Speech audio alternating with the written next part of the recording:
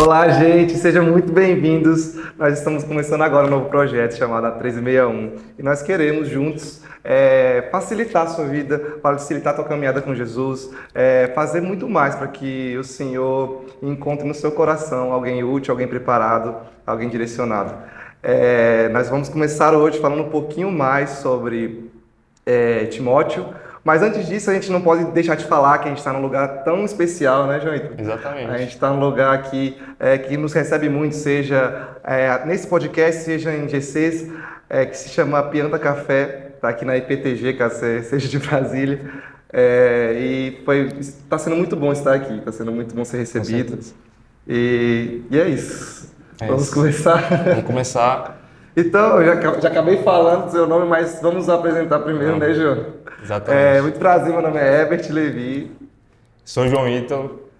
E nós hoje, como já falamos, vamos começar a falar sobre Timóteo, sobre 2 Timóteo especificamente, né? Exatamente. E o que você tem para dizer, João, sobre isso? Eu acho que interessante, Herbert, a gente abordar primeiro que 2 Timóteo, assim como 1 Timóteo, Tito, são cartas pastorais, né? São cartas em que foram escritas por Paulo, mas são cartas diferentes daquilo que Paulo escrevia, porque Paulo, inicialmente, ele escrevia cartas diretamente para as igrejas de locais específicos, como Tessalônica, Corinto, Filipe e por aí vai.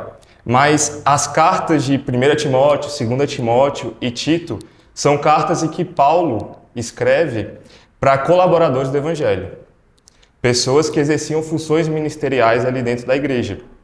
Então, ele, através dessas cartas, ele exorta, mas ele também direciona, ele também aconselha essas pessoas a viverem o Evangelho como deve ser vivido. E também ensinava essas pessoas a ensinarem outras pessoas a viver essa jornada da fé.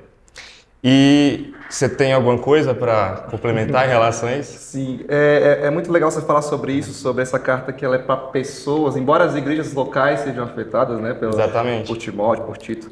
É muito legal que, por estar falando com pessoas, Paulo acaba sendo muito mais pessoal nessa carta, né? Exatamente. Como ele fala. Em 2 Timóteo, 1 Timóteo também, a gente vai ver muito de Paulo abrindo seus problemas, falando sobre o que aconteceu no passado, presente. E até no futuro, né, que ele, nessa segunda carta a Timóteo, ele vai falar sobre sua possível morte, né, sua possível martírio, né, em Roma. Exatamente. Eu acho isso muito especial, porque Paulo, mesmo sendo líder, mesmo sendo um apóstolo, né, ele não usa do seu cargo para se colocar numa posição de, tipo assim, não tenho problemas, não tenho dificuldades. Ele vai falar com Tito, vai falar com Timóteo também, sobre tantas dificuldades que ele passava, sobre pessoas que continuaram caminhando com ele, foram muito abençoadoras para o ministério dele, mas também pessoas que o largaram na caminhada. Exatamente. Né? Eu acho que isso é muito legal. Ele não usou do cargo para dizer que não precisava dar satisfação para as pessoas, mas mesmo com o cargo que ele tinha, ele abriu o coração e era muito vulnerável. Exatamente. Eu acho que uma palavra muito interessante que a gente pode trazer também para falar mais ainda sobre 2 Timóteo é a questão da vulnerabilidade, né? Eu acho que Paulo foi vulnerável, mas Paulo também foi muito intimista. Paulo, ele abriu o coração para Timóteo, ele estava ali numa masmorra, num local totalmente insalubre, né? Sujo, frio, e ele morreu de uma forma, como você disse, ele estava ali nos seus últimos dias, morreu pobre, morreu velho, mas Paulo, ele é um homem influente até os dias de hoje. E eu queria falar mais um pouco sobre Paulo e um pouco mais sobre a história de Paulo. Acho que é interessante a gente falar sobre isso. Paulo, ele com certeza foi o maior missionário do cristianismo, ele com certeza foi o maior plantador de igrejas do cristianismo. E antes de Paulo chegar a ser Paulo, Paulo era Saulo, né? E a Bíblia fala que Saulo, ele era como uma fúria selvagem, né? Na verdade, ele era como uma fera selvagem, ele atuava com fúria.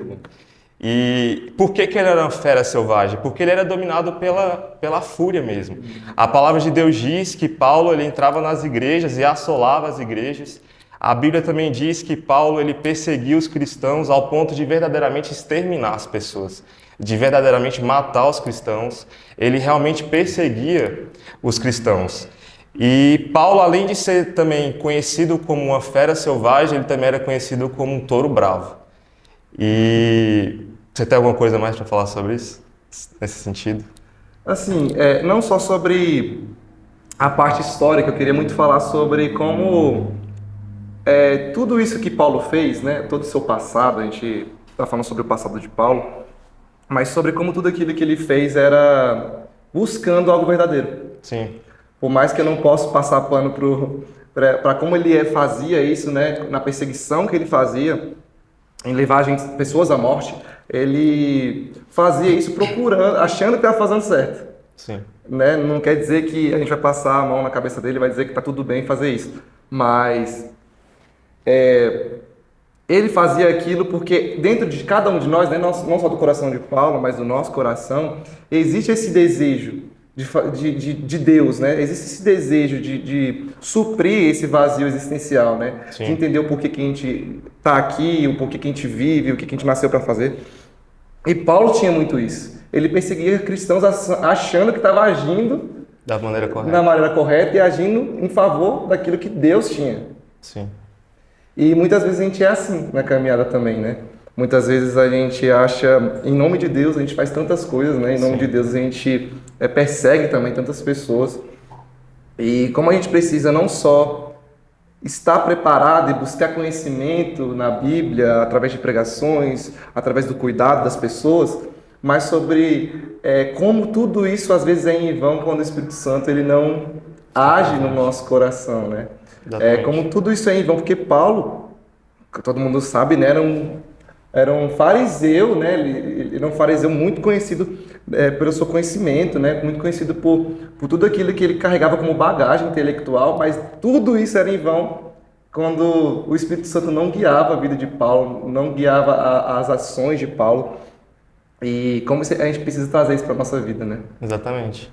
E uma das coisas que, já falando mais sobre o Espírito Santo, e já entrando mais em 2 Timóteo, ali no primeiro capítulo ali de 2 Timóteo, Paulo, uma das coisas que ele fala a Timóteo é justamente que Deus ele não nos deu espírito de medo e nem de covardia, né? Ele deu um espírito de poder, espírito de amor e de autodomínio. E quando a gente pega a palavra medo no grego e traduz para a nossa língua portuguesa, a gente acaba percebendo que o medo significa fugir das batalhas, né? Verdadeiramente é não prosseguir naquilo que às vezes Deus nos confia. E Paulo ele adverte Timóteo quanto a isso.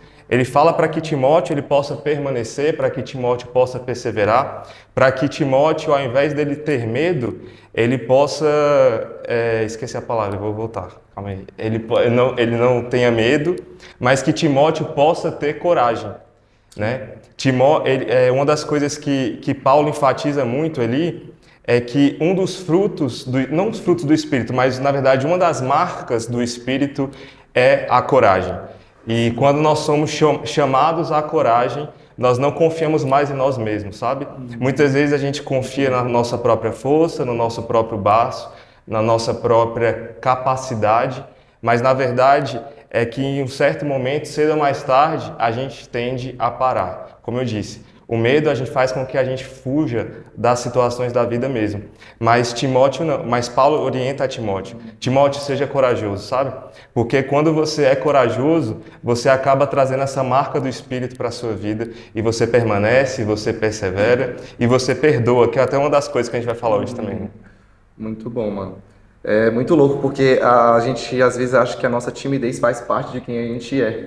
Sim. Que o nosso medo faz parte do que a gente é. Assim, não tô falando no quesito medo mais biológico, né, de luta ou Sim. fuga, mas eu tô falando mais sobre essa pegada das pessoas acharem, não, porque eu sou tímido, então não vou viver o ministério, eu sou tímido, eu não vou falar com meus familiares, não vou pregar para os meus familiares. A gente também vai falar um pouco sobre isso, sobre Sim. pregar o evangelho, sobre estar pronto em todo o tempo, né? Sim. E sobre tantos conselhos de Paulo, e eu já puxo para um outro assunto, sobre tantos conselhos de Paulo que são urgentes, né? Sim. A gente está falando sobre 2 Timóteo, principalmente no capítulo 4, o último capítulo da última carta de Paulo, a gente fala muito sobre urgência. Sim. E o que eu queria já começar falando com vocês é sobre a diferença de urgência e desespero, porque normalmente a gente confunde as duas coisas. Sim. Quando a gente fala, eu preciso ir para uma reunião urgente, uma reunião importante. A gente às vezes larga tudo, avança um sinal vermelho, faz tantas coisas fora do roteiro, fora do que é normal, achando que Sim, urgência e desespero são as duas coisas exatamente iguais, quando não. Você falou sobre Paulo estar numa prisão, numa masmorra, e sobre como ainda nesse ambiente Paulo é super tranquilo. sim, Não vou dizer calmo, sim, porque ele tinha suas dores, né? sim, Mas ele tranquilo em saber que Deus sempre está no controle. É urgente porque é importante, mas que o desespero não ia tomar conta da vida dele, sim. né? Não é à toa que ele pede livros, pede sua capa, pede seus amigos.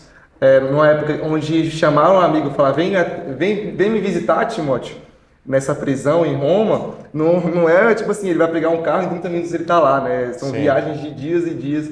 E só de ele chamar para estar com Timóteo, para ter esse relacionamento íntimo, pessoal, mostra que ele já não está, por mais que ele tivesse urgente naquilo, na preparação de Timóteo como um pastor, ele não estava desesperado. Ele não estava exatamente. desesperado. Eu acho muito interessante isso que você falou, Ebert, mas também eu acho muito interessante a gente pontuar a questão da urgência, mas também muitas vezes quando nós somos urgentes, querendo ou não, quando a gente fala de evangelho, vem um sofrimento também, né? O próprio capítulo 1 ali de Timóteo fala que Paulo, ele sofria. Ele sofria fisicamente, ele sofria emocionalmente também, mas Paulo, ele não se envergonhava daquilo que ele fez e também não se envergonhava daquele local que ele estava naquele momento, porque ele tinha confiança. Ele tinha confiança de que Deus preservaria a sua alma, de que Deus preservaria o evangelho, de que Deus levantaria novas pessoas para que continuasse com o ID. E outra coisa que eu queria também falar nessa esteira, nesse sentido que você abordou, é que o sofrimento, quando nós falamos de pregar as boas novas, de pregar o evangelho, ele é inevitável. Paulo enfatiza isso a Timóteo e ainda ressalta: Timóteo, provavelmente, como Timóteo deve ter passado, você vai passar por sofrimentos, você vai passar por tribulações, isso é normal. Mas se o evangelho, essa promessa de vida, se o evangelho é essa mensagem eterna, se o evangelho é verdadeiramente essa mensagem poderosa, é digno da gente sofrer pelo evangelho. Então, nós temos que ter esse entendimento, porque eu acredito que muitas vezes as pessoas ficam na seguinte ideia: eu não quero deixar de viver a minha própria vida, eu não quero renunciar a certas áreas da minha vida, porque eu não estou afim de perder isso aqui, os prazeres mundanos, os prazeres carnais. E muitas vezes a gente só foca nessa questão ruim, vamos dizer assim, como muitas pessoas pensam em relação ao evangelho. Mas eu, João Ítalo, eu sofreria sim pelo evangelho, como eu sofro pelo evangelho, porque esse evangelho me salvou, e eu sofreria por esse evangelho para que outras pessoas fossem curadas, fossem salvas, fossem libertas, fossem transformadas, como eu fui. Isso tem muito a ver também com o que a gente estava falando sobre medo, né? Sim. Que eu acho que o que Deus quis livrar Paulo, e ele vai ser muito claro isso na carta, e o que Deus quer nos livrar não é do sofrimento, Sim. enquanto aqui, né? Enquanto ainda nessa realidade terrena, que se a gente pode dizer assim. Eu acho que Deus está querendo muito mais, através dos versículos que Paulo está falando, é sobre Deus nos livrar do medo de sofrer. É sobre Deus nos livrar. Porque Paulo está falando assim: Deus me livrou da boca do leão, e ele está ali num ambiente Sim. totalmente hostil. Porque Deus vai me levar a salvo para as regiões celestiais, e ele está sofrendo constantemente. Não só nesse último momento da vida dele, mas em tantos outros momentos onde ele foi apedrejado, perseguido, assim como um dia foi perseguidor, Sim. passa a ser perseguido. E ele fala sobre isso de uma maneira tão certa, de que, na verdade, Deus não estava livrando ele do sofrimento e daquilo que o homem pode fazer ele sofrer, mas daquilo que o homem pode fazer, Sim. sabe? Porque eu estava vendo a pregação há um tempo, que diz que o que o homem pode fazer, se a gente, falando na igreja, assim, inclusive, o pastor estava falando sobre o que o homem pode destruir, no máximo é até a carne. É até onde o homem pode destruir. Só Deus Sim. pode destruir carne e espírito. E aí ele fala: não tema o homem, porque o homem só pode destruir a carne. mas tema a Deus, que pode destruir a carne e o espírito. Mas depois ele continua falando, e ainda assim não tenha medo de Deus, Sim. porque Ele nos trata como filhos, Ele cuida de nós, Ele nos corrige, né? E eu acho que a vida está tão cheia de sofrimento, que às vezes a gente vive a vida também achando que a gente tem que fugir do sofrimento constantemente, a nossa vida mundana, longe de Deus, é uma constante fuga do sofrimento, seja tentando esquecer disso, seja indo para uma outra realidade dentro da minha própria mente. A gente está tanto tempo tentando fugir do sofrimento e Deus está sempre nos fazendo recobrar a memória para saber que o sofrimento faz parte da vida. Sim. Né? Faz parte da vida, faz parte da jornada, faz parte do caminho de quem está com Ele.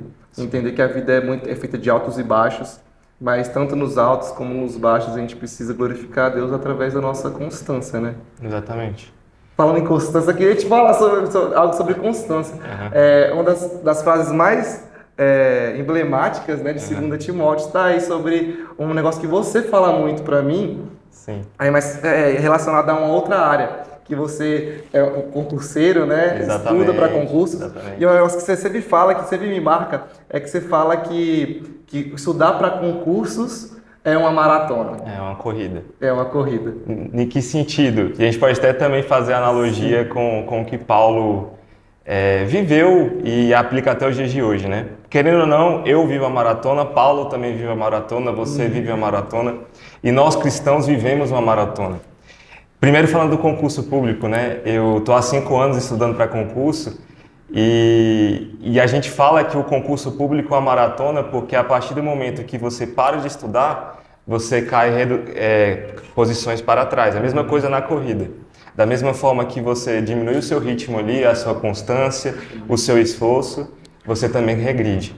Então é algo que você não pode parar. E até a gente chegar à aprovação. Como Paulo diz, né? Eu combati o bom combate, terminei a minha carreira e guardei a fé. E o que eu interpreto desse versículo, e eu queria, Herbert, que você complementasse também do seu ponto de vista. Combati o bom combate, né? Paulo, ele passou por adversidades mesmo. Ele passou por dificuldades, a vida dele não foi amena, ou seja, não foi uma vida isenta de dificuldade.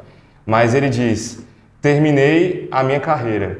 Ou seja, Paulo, ele termina a carreira dele afirmando que ele não relativizou os princípios e os valores de Deus na vida dele. E guardei a minha fé. Ele guardou a fé em que sentido?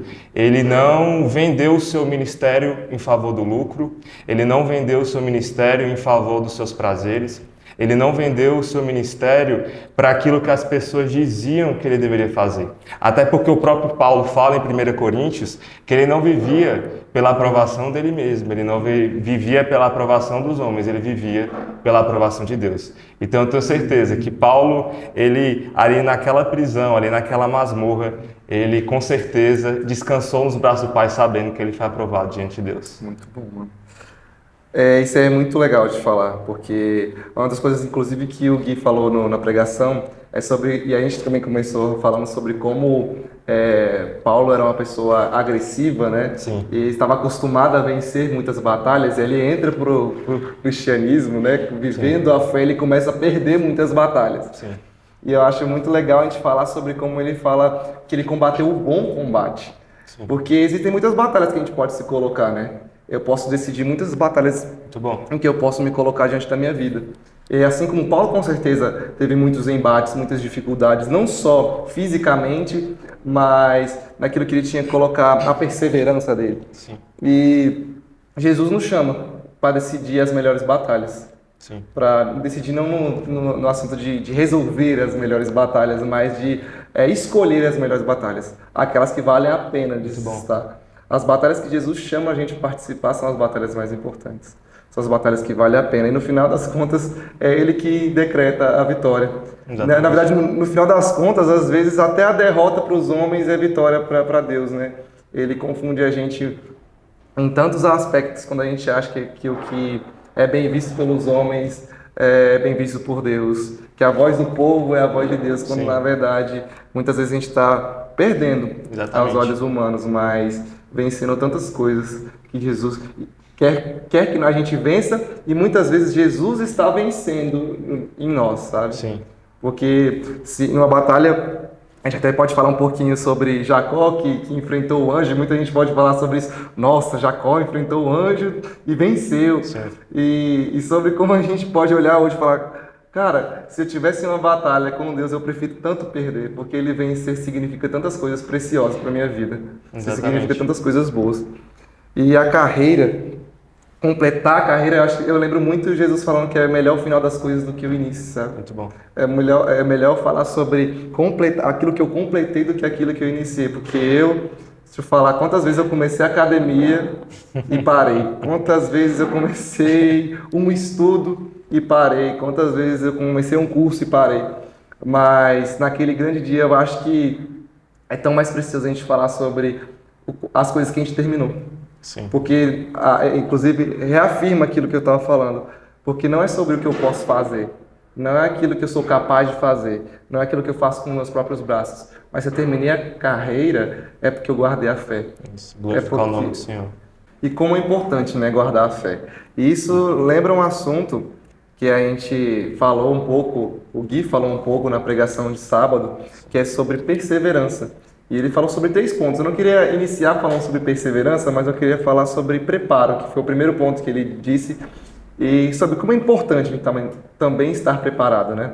A gente falou um pouco sobre como Paulo era preparado, mas ainda assim precisava do Espírito Santo abrir a mente dele para perceber que a guerra que ele estava travando era uma guerra furada, né? De perseguir as pessoas que estavam propagando o evangelho era uma coisa errada. Mas o contrário também é verdade. Tem muita gente também que acha que não tem que se preparar nada, né? Sim. E só tem que...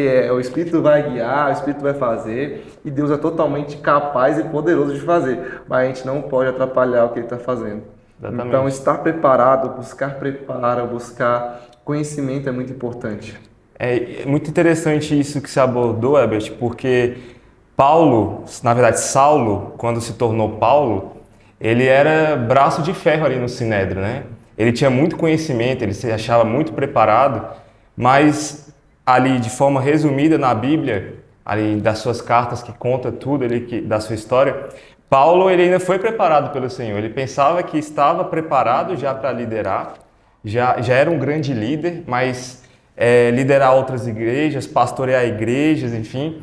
Mas Deus ainda queria preparar Paulo, trabalhar Paulo, o coração de Paulo, porque Deus identificava algumas coisas ali ainda para serem trabalhadas, para que Paulo fosse moldado, para que Deus aí sim passasse a usar Paulo como instrumento nas mãos dele.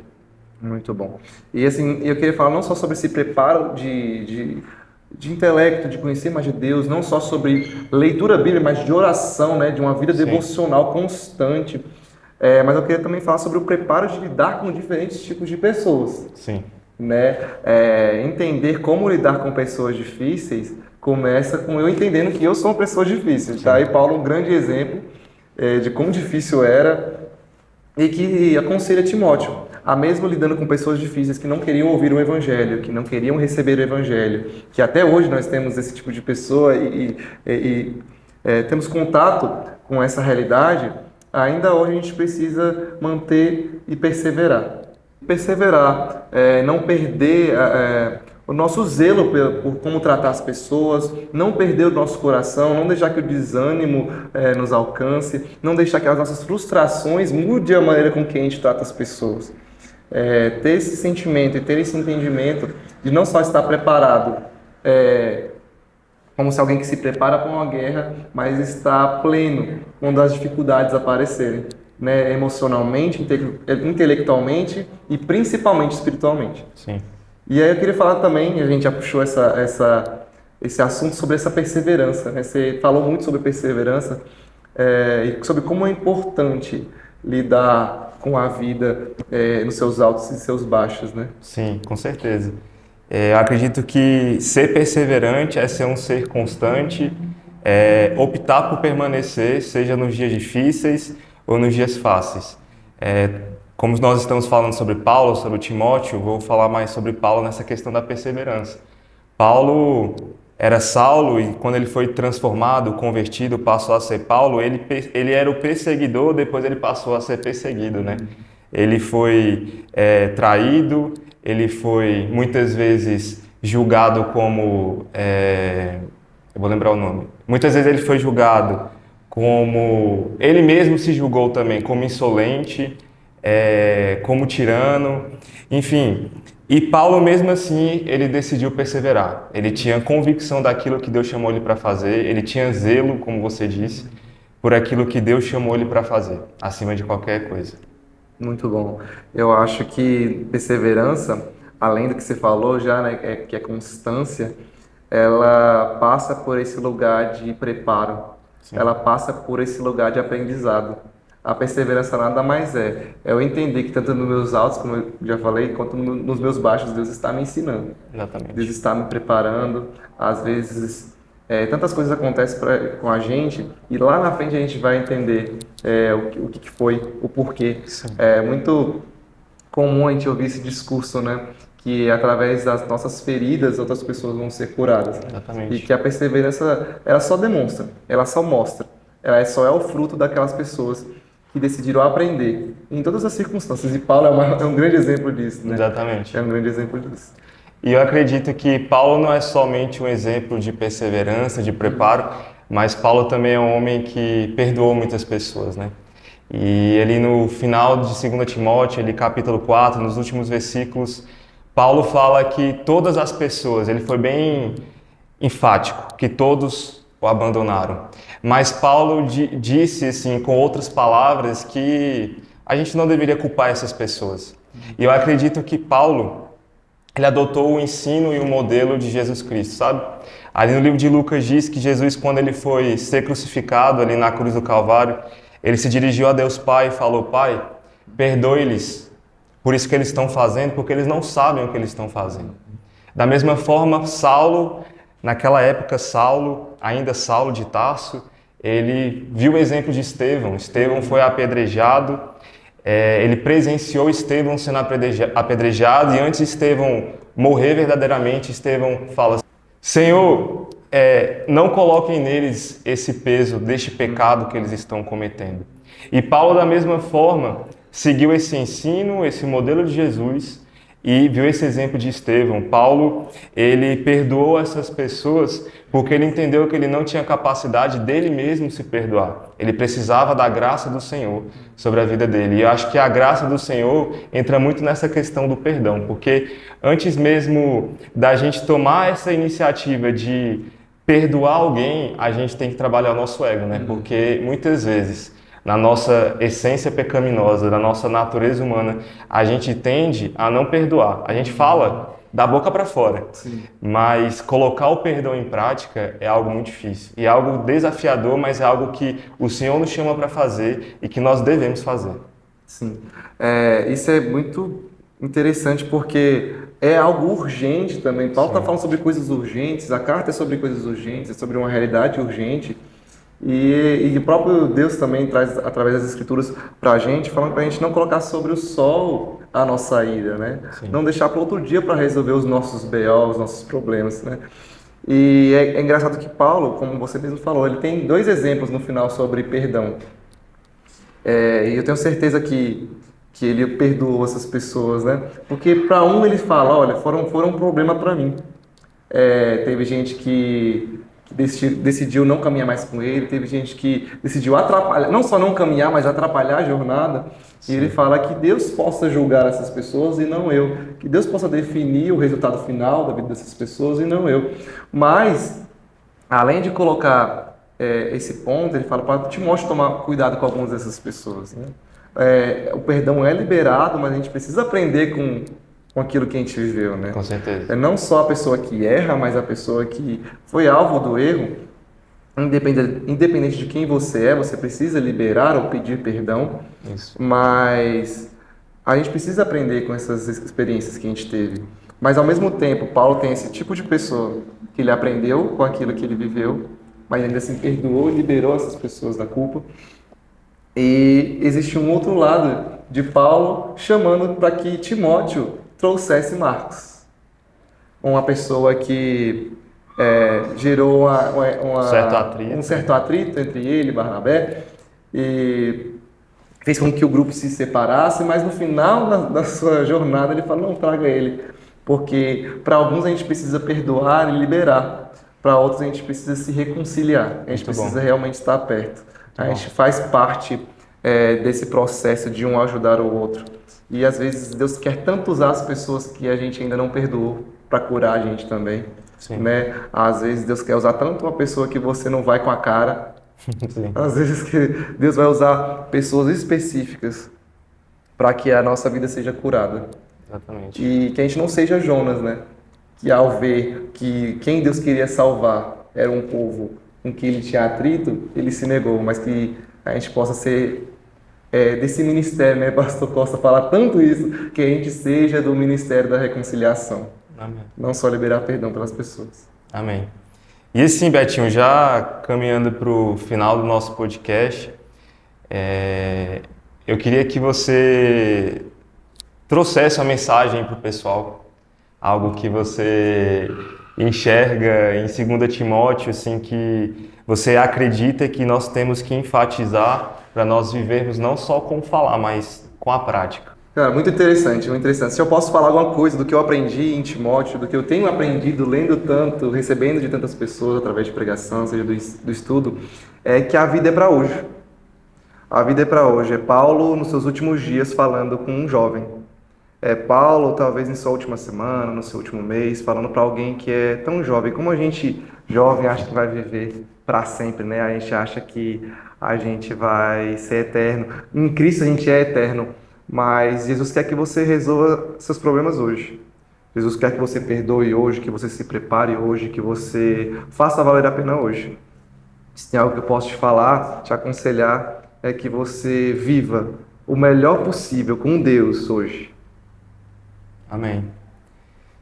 Cara, uma mensagem que eu gostaria de passar para o pessoal é a mensagem que Paulo enfatiza ali no final de Timóteo capítulo 4, que ele diz que Deus lhe deu forças, que Deus lhe assistiu naqueles momentos ao pregar o evangelho e também naquele momento difícil da prisão. E na caminhada cristã, muitas vezes, a gente está envolvido com pessoas, a gente deve andar sim em comunidade, mas muitas vezes a gente coloca expectativas em pessoas, essas pessoas nos frustram, essas pessoas nos traem, essas pessoas nos abandonam. E a mensagem que eu tenho é não desanima, sabe? Quando faltar assistência aqui na terra, vai vir a assistência dos céus. Quando faltar apoio terreno, vai vir um apoio celestial. Amém? E é isso, Betinho. Terminamos o nosso primeiro episódio. Foi uma honra, foi um prazer e uma grande felicidade. E eu queria que vocês acompanhassem a gente nas nossas redes sociais e os próximos episódios, porque tem muita coisa boa vindo por aí, né, não, Betinho? É isso mesmo, mano. Eu queria te convidar a seguir a gente em todas as plataformas digitais. Nós estaremos no YouTube, tanto no Instagram, no Spotify também. E compartilhe, curta, que as outras pessoas possam receber também da mesma porção. Tamo junto e até a próxima. Valeu, Deus abençoe.